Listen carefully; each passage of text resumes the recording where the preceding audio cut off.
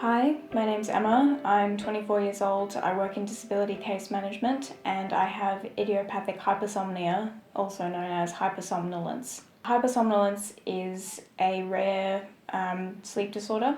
It comes under the umbrella term of narcolepsy. Unlike classic narcolepsy, it's a bit more difficult to diagnose. So with classic narcolepsy, people quite obviously really dramatically fall asleep, and it'll be with certain stimuli sometimes.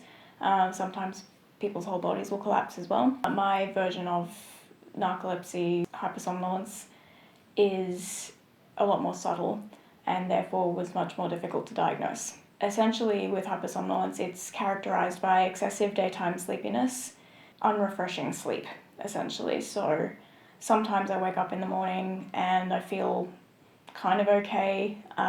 Sometimes I wake up feeling actively worse than I did when I went to sleep. That happens whether it's a full nighttime sleep, whether it was a nap.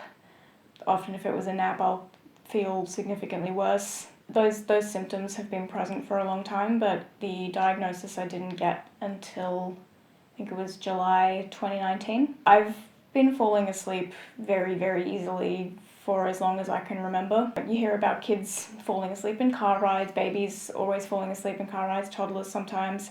I basically never grew out of that. It was seen as a bit of a joke sometimes with my family and friends, kind of almost like a personality trait. Emma is a sleepy person. It did affect me a bit in primary school. It really first became properly noticeable during high school. I was falling asleep after school every day. On my way home from school, I would fall asleep in the car. That car ride was maybe 15, 20 minutes, and I was still managing to fall asleep. As I got to the later years of high school, that was happening more and more. I started falling asleep in class a bit as well. And then when I got to uni, I guess it was kind of okay at first, but I did fall asleep in lectures a lot. And again, that's really not useful and not great for if you're caught doing that. And it did get to a point where I was so tired all the time that it really affected my mental health quite significantly. The combination of stress from uni and constant tiredness was not a good one, and I did end up having to be hospitalised during my honours year. After that period of hospitalisation, I did then go on to finish my degree. I had to take a break from writing my thesis, but I did get it done, and I'm very proud of that. Invisible illnesses are very difficult to diagnose because they are invisible, so sometimes it can take several goes. Having a good GP is key to being able to get anything looked at. I know in the past I would just have GPs tell me to go get a blood test. Your iron levels are fine? Oh, okay. And that would be it, end of conversation. It wasn't until I finally got a good GP who went, no, this is a problem. You've now finished uni, you've got no major stresses in your life, and you're still napping 2 to 3 times a day. And that was the most helpful thing.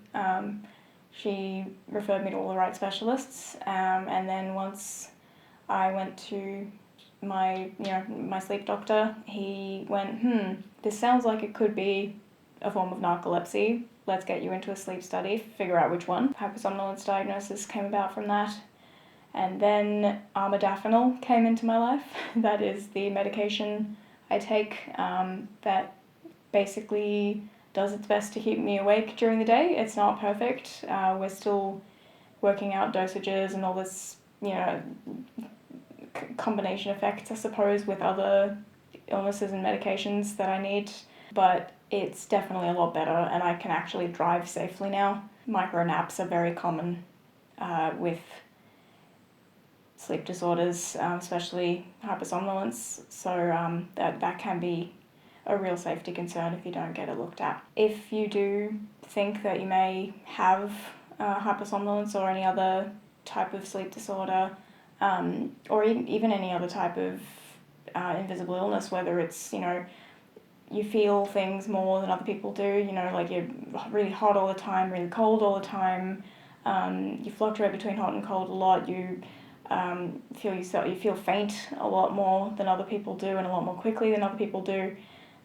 These are all signs that you may have some kind of dysregulation in your nervous system. If you do think that's the case, firstly, go to your doctor. Secondly, sometimes it can be really helpful to be part of Facebook groups. Most people, you know, you wouldn't really encourage Googling your symptoms or, you know, asking other people on the internet about your symptoms, but with invisible illnesses, sometimes you have to, because sometimes the doctor's not going to look for it unless you bring it to the table. If you want to find out more about hypersomnolence, I can recommend the Hypersomnolence Australia website.